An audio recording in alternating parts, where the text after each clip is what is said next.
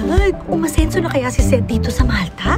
There's only one way to find out. And here is the truth and nothing but the truth.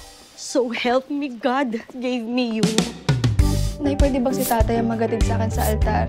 Pag nandun kayo ni tatay sa araw ng kasal ko, yun po ang pinakamasayang araw ng buhay ko.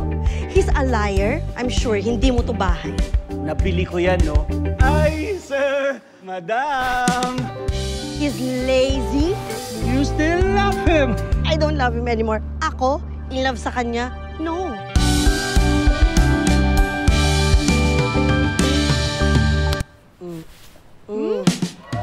Ayokong makulong si Essie sa kasal na hindi siya handa. Tulungan mo naman ako na mapuspone na lang ng kasal. Sige na. Oh, yes! Tito, Joey po. Ay, Joey! Ay, Joey, ha? Huh. From the director of I'm Drunk, I Love You, J.P. Habak.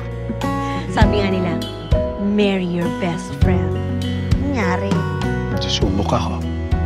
Chuchu-chuchu. From producer Antoinette Hadaune of Hit Romantic Movies. Hindi man ako naging mabuting asawa sa'yo. Gusto kong gawin ang lahat para maging mabuting ama sa anak natin. Pakiramdam ko, ang dami kong pagkukulang.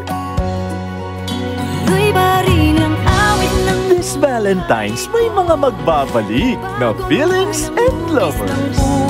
Kahit anong ganda ng past, dapat mag-move on.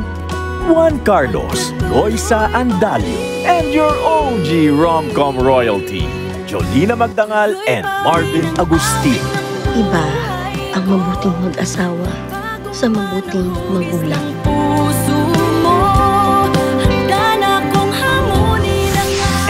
Ex-Lovers, a film by J.P. Habak. Kita Kids this February 12, 2025. Loves, ang ganda-ganda mo. Kaya! Ganda-ganda! Pag naka-filter.